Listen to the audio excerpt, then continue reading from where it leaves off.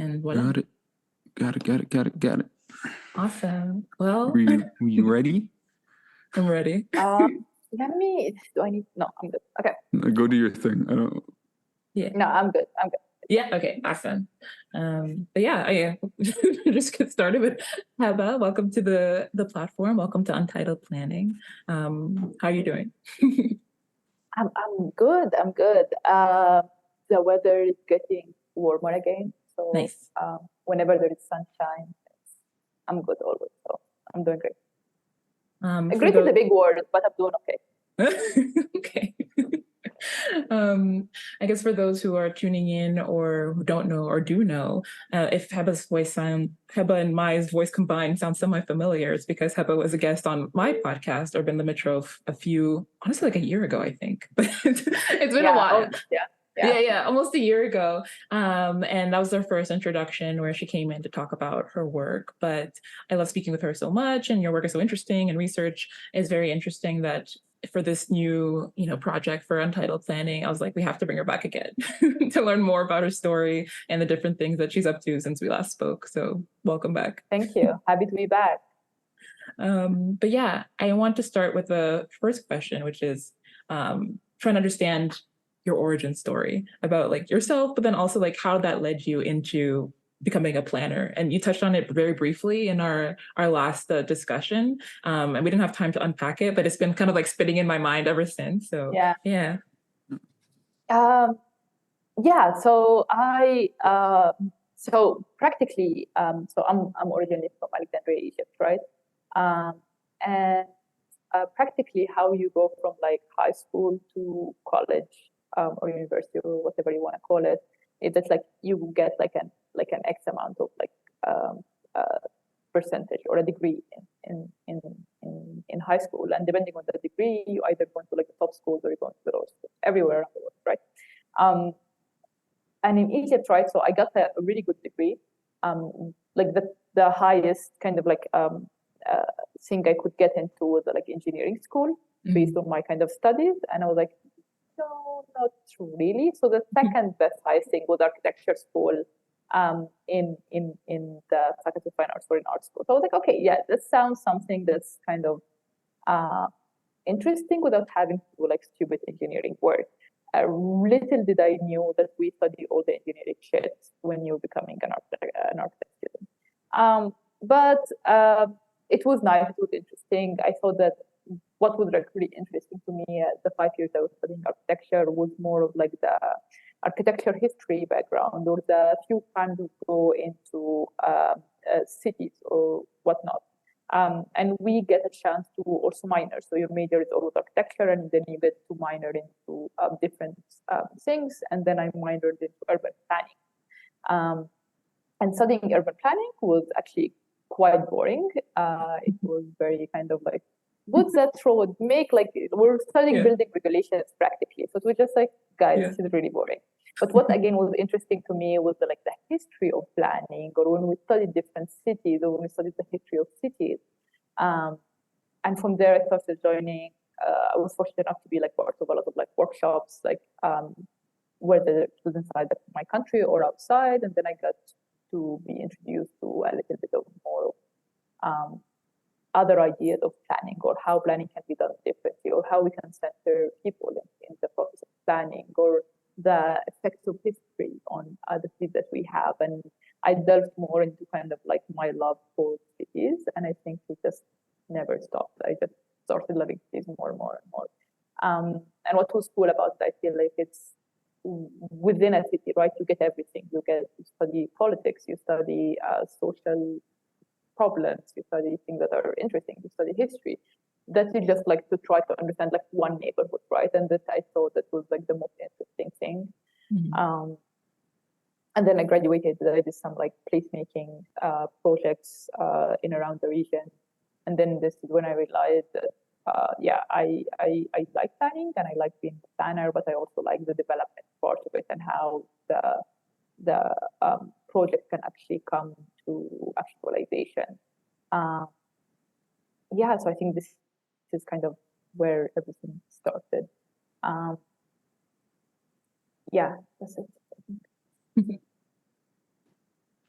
That's awesome. When you were younger, I guess, Yeah. what was your ideal path? The ideal path. Yeah, like For if you me? had to, yeah. So you remember when I was just talking about like how like I said no to engineering school. So the ideal path is to get to the high school in what so we have like three different departments. So like in high school you're either like a mathematical like major or like a biology major or like a literature major. And I got into mathematical major. The number one school for mathematical major is to go to engineering school.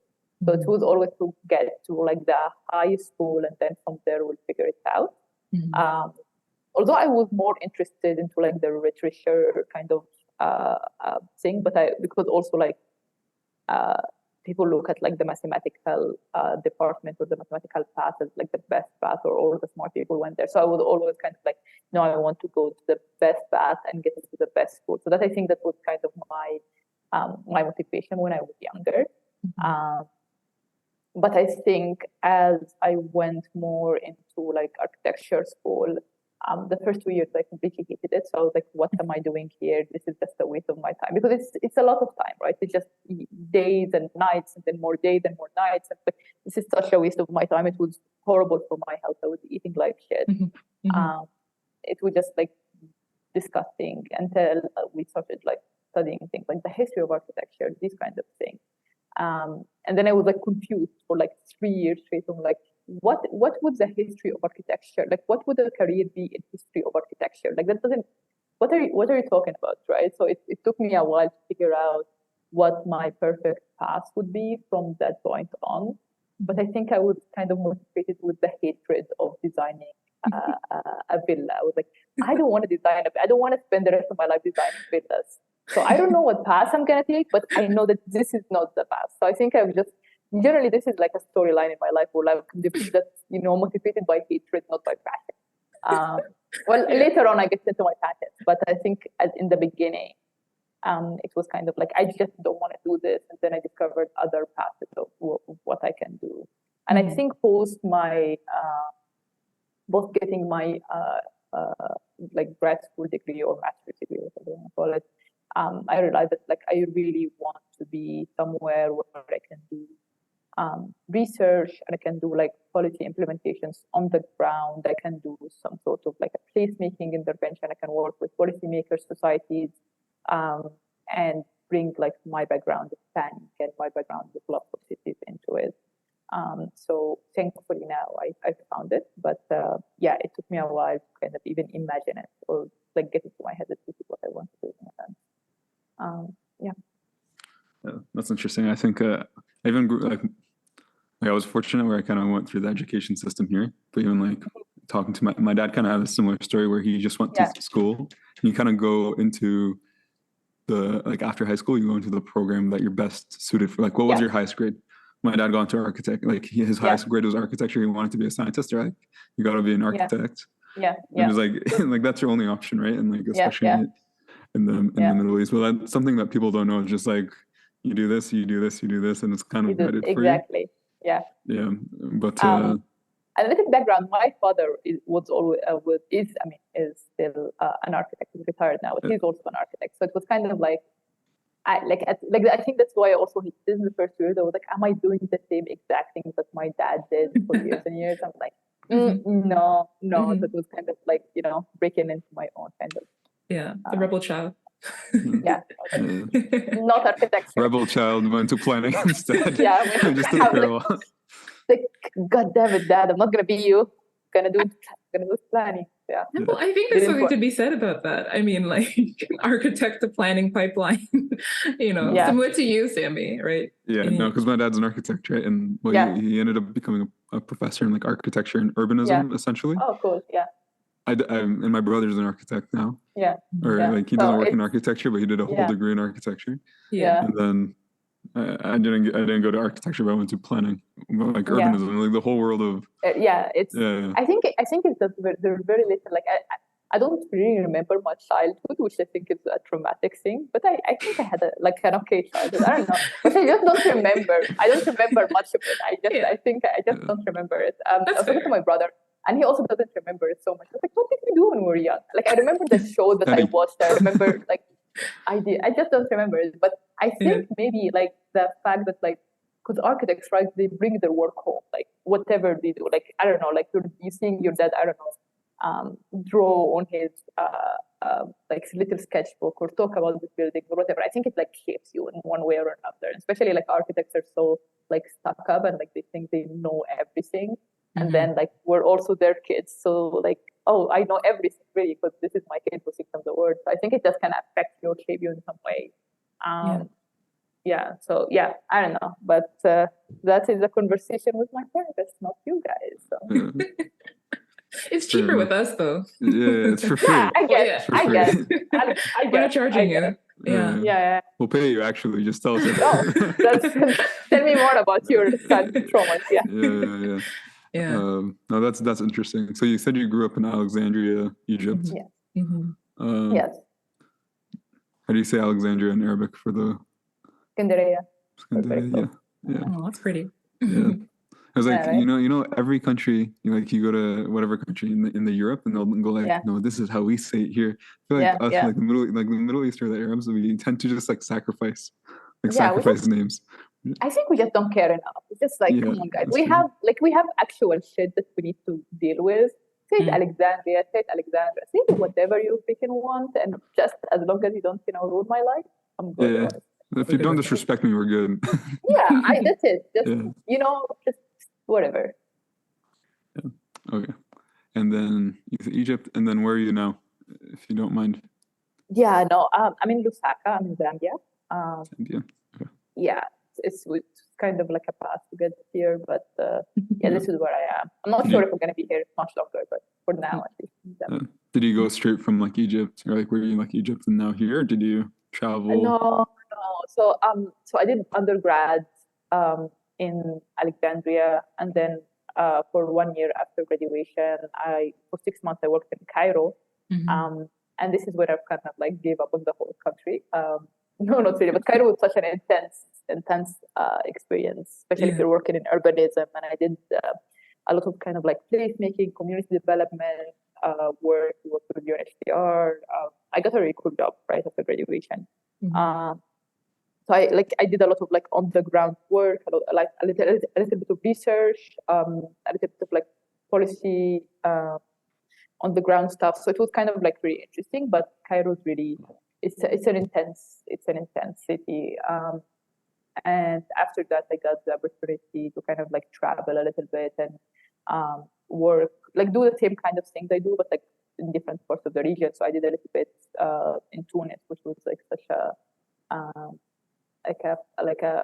breath of fresh air. It's such a beautiful, and I did it in like the old Medina there. So so the old quarters of Tunis, and so it was such a really interesting experience, that I would say. And from there, I knew I needed to get my master's degree anyway. So I went to Berlin. I studied at the University of Berlin. I did urban development, so I had a full course of everything that I wanted to study in the world. I was really excited. We studied history, we studied urban economics, we studied everything. That was very kind of like, like some courses were extremely intellectual, which I really enjoyed. And during that course, I took like 6 months off where I did an internship in Rotterdam, and then I finished my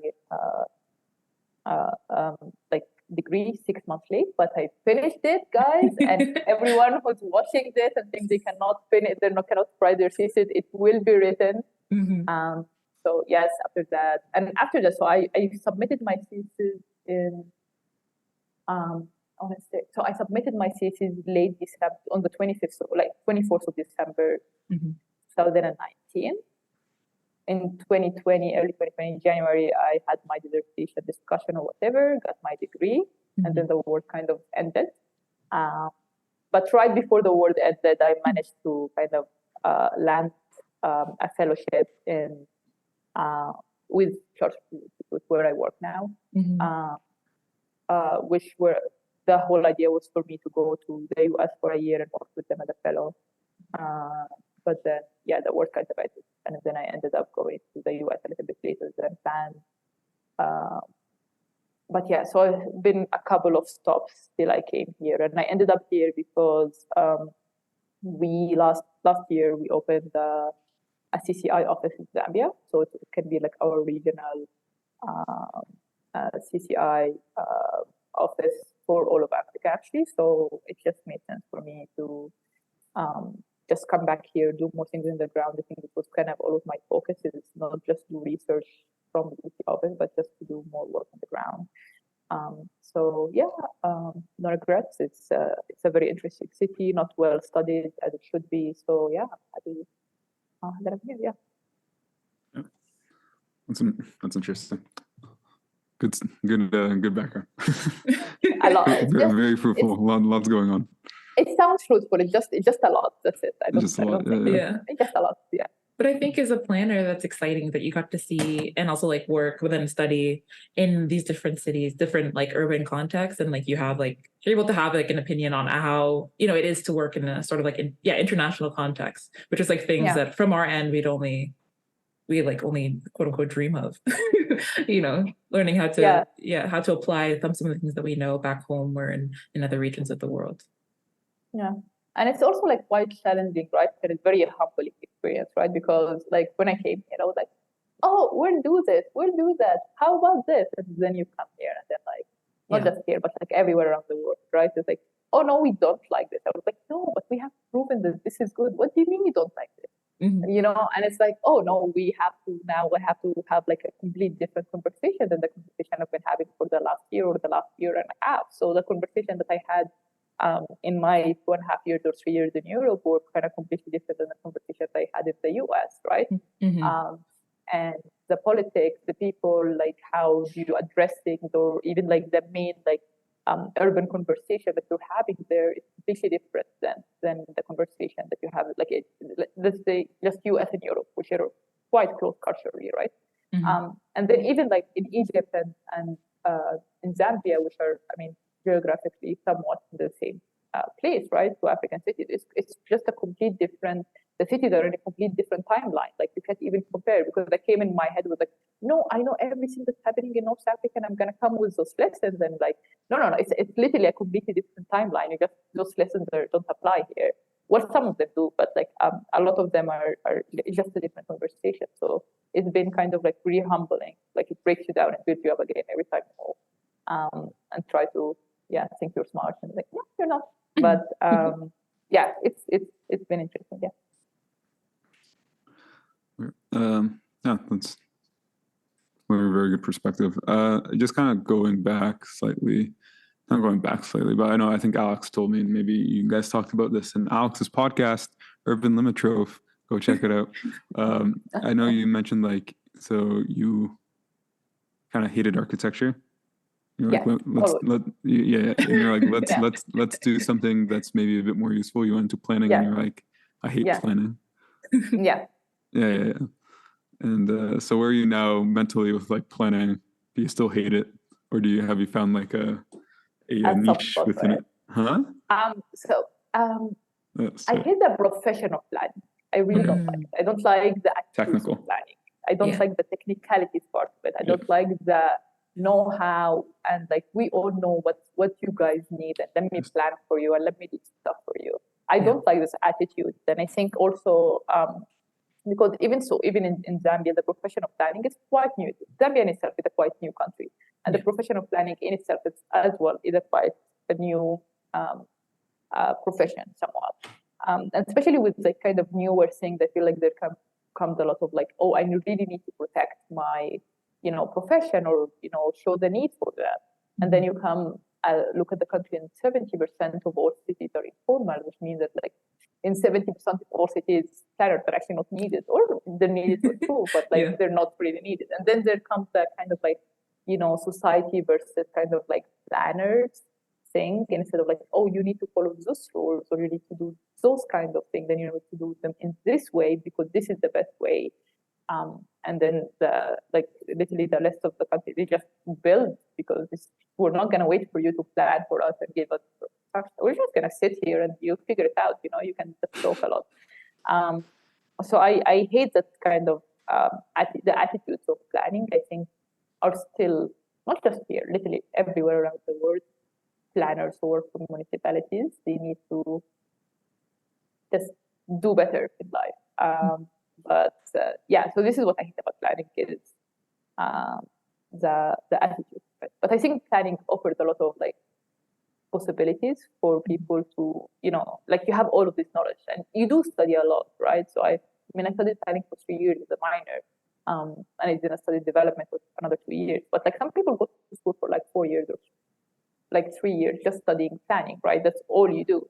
So like planning offers a lot of opportunity. Like you have a lot of knowledge, you have a lot of technical knowledge, but it just needs to be kind of readjusted and resorted. But kind of still not big time. Fair. Yeah, no, I think it's like a big reason, like kind of our platform of like Untitled Planning was just everyone that do know planning. It's very like the technical aspect. It's like land use or it's like within the municipality and things that are like important. I think they're definitely important. But I spent 4 years doing like geography, but focused on human and urban geography. Yeah. And then I spent 2 years doing my master's in planning. Right. Same. But essentially it was all the same kind of fundamentals of theory and concepts, and they kind of just like worked and weaved in with each other. And like there's this whole like avenue. There's this huge avenue of like the concept of how and why cities move, but we don't really always look at the why. We only look at how. Right? Yeah. And it's like why do people interact with space this way? Why do some communities hate planners? Why do we need communities, and not in just a political sense? Because I feel like this discussion always happens in a political sense. It's like, it's for the greater, like, and just like all this political jargon, and if it happens in like this weird academic platform that no one wants to listen to because it's like, it sounds like a lecture. It's like I don't want to listen to this. And so I think what you're saying, it's like you found this like whole thing or like this whole avenue that you've enjoyed within planning, because at the end of the day, it is planning in itself, right? And the community and the people are so important when it comes to planning. Yeah. That even like no matter as much as we stress it in planning, we're like, oh, the community is so important. We kind of always like we don't actually like. They should be like number one in the priority list. And like they're really not number one in the priority list. And just having that discussion with people and making it accessible for them to enjoy. Because they're like, no one comes to our planning meetings. I'm like, because they suck. Like, make them suck less. I've gone to a planning meeting and I'm zoned out as a planner. I'm like, this sucks. I think, so there are niches, right, in planning that are just like really interesting. But as a profession, it really needs to be resourced. And I think we've gotten far. So a lot of the research I do is on like the history of planning, not just on the continent, but in general. And then you see planning has changed. So at a certain point, people were like, oh yeah, garden cities, this is what we need to build, segregation, let's go, Like, and then now, okay, we're like, okay, no, we don't like segregation, we don't like garden cities. We should live in communities more. So at least those conversations are being had. And I think we're generally moving forward. But I think we can also like shake things up a lot more and then rebuild them. But I think we're generally it's in the right direction. I think there are ideas of list making and these kind of things are being discussed now more than, let's say, in the 60s, or we don't have any political ideas walking around. So at least we're doing good at that front. Yeah. Interesting. So we talked a lot about we asked a lot of questions about your past, right? So just like briefly, if you don't mind, kind of what's your current context? So you said you're in Zambia. Yes. Work for Charter Cities Institute. Yes. So as I said, I joined Charter Cities Institute, or CCI, in March 2020, I want to say, as a fellow. I was 6 months, I think, or 8 months in Berlin before I moved to the US and worked with them for another year from PC. And then once we opened the Zambia office, I just kind of like moved here. And it was, I just wanted to do, like, I did a lot of, like, as I said, like research on the background of planning, and stuff like that. But I wanted to do something on the ground, and I saw like, okay, we're opening a Zambia office, and I'm Egyptian, I should move, and all that. Yeah, I know the context, guys. I know everything. Just let me. This was But I have it, like I still have like the presentation that I did to convince them to let me go to Zambia. Yeah. And it was a lot of like, oh, building with the background and the knowledge I have of Africa, let me go. I'm like, yeah, I didn't do anything. So I had like a lot of like background theory on like African urbanism, but I had a lot of the experience in the North. And the North and Sub-Saharan urbanism is kind of completely different just because it happened in different, like literally it happened in different times of life. Yeah. Well, the cities are not all the cities, of course, there are very old cities in Sub-Saharan, but all the major cities in Sub-Saharan are quite new, while most of the major cities in the North is quite old. So it's just a complete different idea of what a complete different idea. Of course, it has a lot of commonalities, but it just like the way I thought they were similar were not. And yeah, so I moved here. I started together with the team here. We started the Lusaka Urban Lab. Can you say that again? Sorry, Yeah, sorry. We started the Lusaka Urban Lab, and it's practically a research initiative that is for the past almost year and a half now. We've been focusing solely on Lusaka. And that's kind of also, do you remember, Sami and Alexandra, when a guy told you, like, I'm always motivated by anger and hate? And this is one of my anger and hate kind of motivation, which was like, I was so angry that this city is not researched at all. So when I moved in, I wanted to do research at all. Research, yeah. So one of the things I like right after I moved, I wanted to write a paper on public spaces in Lusaka, and and I was like, and then I started researching and trying to find things, and like there are almost no papers. Like this is a city that's huge, and there are 4 million people here, and the research that's done on Lusaka is very, very, very, very minimal, and there's a huge gap as well. From the 80s till now. So now there are a little bit more research being done, but there is like decades that like the research is completely missing on the city. And I'm like, I can't trace back where the like, even public spaces were or how they disappeared if I don't have that. Like this doesn't exist. So it was like kind of like I was so angry about the lack of data. So I just like was like, okay, let us produce our own data. And this is where we're kind of doing our work with the Lusaka Urban Lab. But in parallel to that, there is also a lot of research I do generally on like African urbanism or in urbanism in general that I do, on the continent in itself. And starting next year, this is an exclusive for you guys.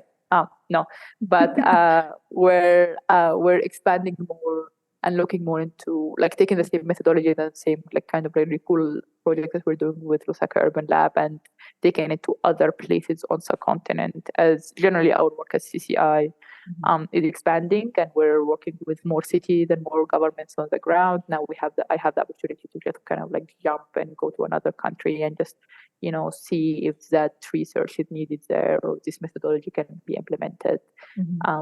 So starting next year, we probably need a name change. So if you have any ideas, please, shoot them our way. But the Lusaka Urban Lab is gonna kind of look at other African cities, which we're super excited about. Yeah. Oh, that's awesome. So that's the feature. Is that the feature for you too, or is that just a feature of the project? In what sense, sorry?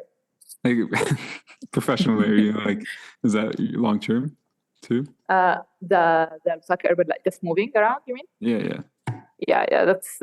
That's kind of, I get bored very fast, if you have noticed. So probably it would be cool for me to also like kind of start experimenting more with the work that we're doing here. But we also have more researchers now on the continent. Nice. A lot of them moved from the US, and some of them are already from here. So that's also something that we can, like, okay, why are we just doing this on the ground? We do a lot of research that's like desktop research, but like, why are we doing this one on the ground research in this one city? It's like, no, we need to expand. So even with one of our projects, the Walking the Un-Wakable, is we're kind of we have 2 colleagues up in Nairobi that are just also taking that methodology and seeing if kind of can apply for Nairobi and what can we do with the same kind of idea in Nairobi. So yeah, we're kind of slowly expanding, and maybe or maybe not, I will move by the end of the year. But that's, I don't know. That's the answer to the question. So yeah. That's exciting. Well, if you need 2 Canadians, Yeah. you know where to find us. Give us a job. Right? That's amazing, you guys. You know, our executive director is from Vancouver, and whenever somebody calls him American, he gets really angry about it. So that's fair. Yeah. But yeah, you were talking about the future, and before we jump into some of the exciting projects that you already teased about, I just had one question, because you're talking about this adaptability and flexibility of doing work across different contexts, or across different continents, across different countries. But thinking to all those who are listening in that are interested in planning or just want to learn more, I just had a question about if you had I guess kind of advice for them in trying to do this kind of work. So Okay. let me look into ask God for advice. But I wish I can tell you that everything that I went through is planned. Yeah. But none of this was planned. I had no idea. When I was even moving out of Berlin and going to the US, my mom was like, hey, I mean, you can do whatever you want. You're a grown up, but I don't understand how this move is gonna help you anyway. And it was for a 1 year. It's just stay in Europe, figure out somewhere, just figure it out. Why are you doing this? This is insane. I would not tell you her response when I told her I was moving to Zambia. That was I don't think it's appropriate to share it with everyone, but he was not happy. Yeah. But I really, there was no plan. But I think one thing that I kind of, when I look back on how I got here, is that I just never said no to a job or an internship or a fellowship that I think was cool. I only recently, once I got hired by CCI, which was, so I did it a year and a half. So let's say a year and a half or a year back. Before that, everything I did was either fellowship or consultancy or whatever, which is actually really shitty pay, right? So most of my career is that and still I mean, it's when you work in urban research or whatever, it's not you get paid millions of dollars or you get paid a really great salary, but at least now I have a salary, right? Yeah. So I would say 29 or 28 years of my existence was just okay, yeah, this job looks really cool. Let me just go. So I think I have an advice, which I don't think I do, but one thing is that I will just chase cool things no matter what or no matter where. But I also understand that this comes from a point of privilege. I don't think I'm that privileged, but I just don't as long as for me it's as long as I eat, that's fine. But it does come from if you don't, I don't have responsibilities. I recently just got my cat, so I would it would just just the roof over my head, some food, and I think I'm fine. Yeah. So yeah, that would be kind of my little advice. Just and also I think that one thing that helped me also unconsciously is the fact that I moved a lot, so I was able to experience cities in different ways. So if you have an opportunity to do an internship abroad or go somewhere or do these kind of things, especially when you're younger and don't have responsibilities, yes, please do them. Just take them. I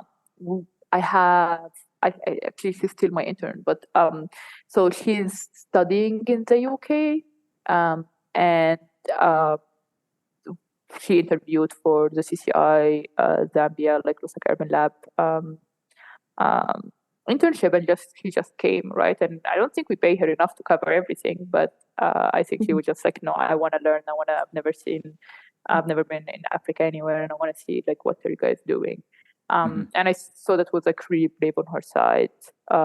Not just brave, but I think it's just necessary. Just if you find those kind of cool opportunities on the ground, even if you kind of have to fund them yourself, if you can, please do it, because I think it just opens your mind. So I think that.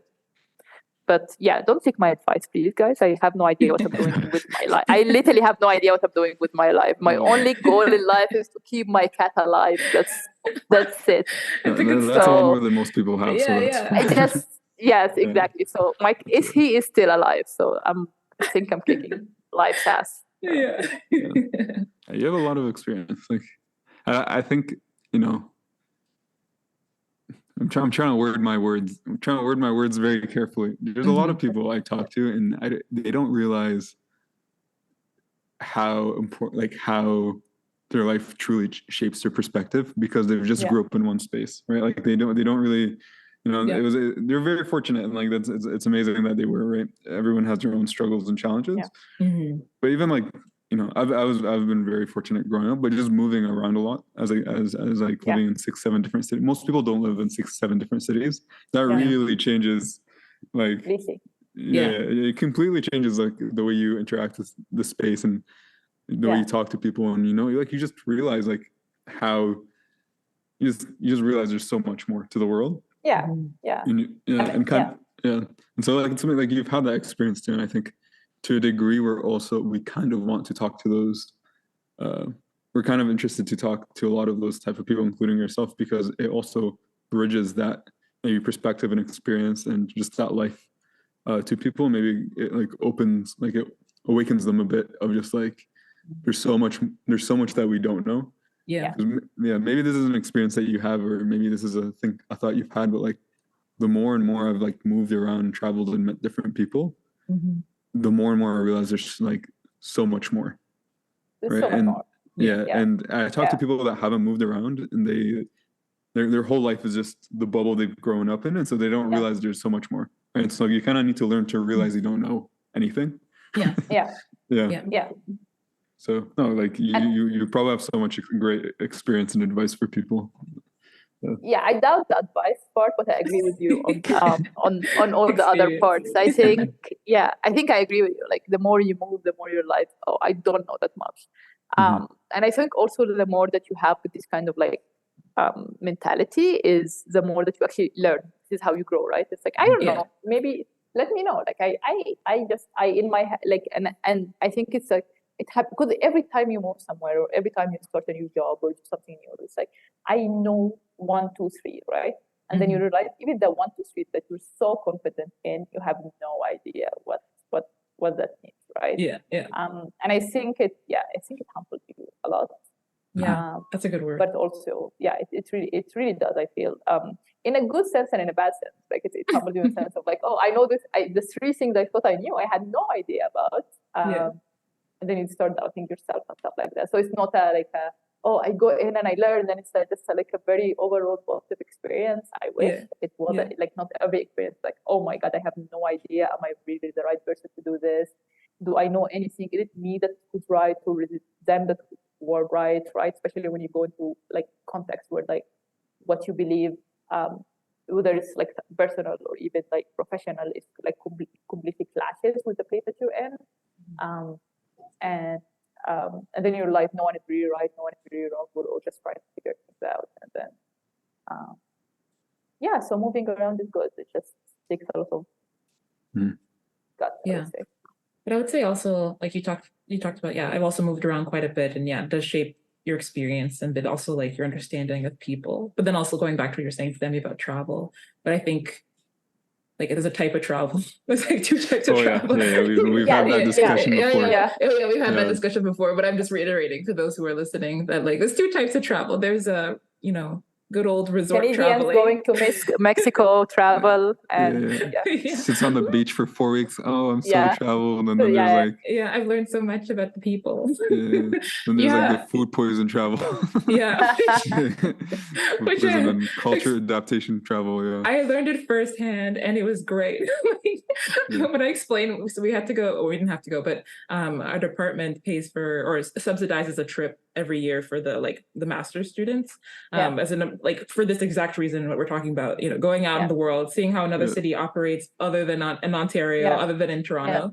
We went to Mexico City, and honestly, so we went for like a week, and it was the best. Like honestly, a really, really good trip. It was really fun to be in a city. Like there was like 16 of us, so like 16 urban planners with like bright eyes, being like, "Oh my gosh, bike lanes," like in different things, which is like really fun. But like, I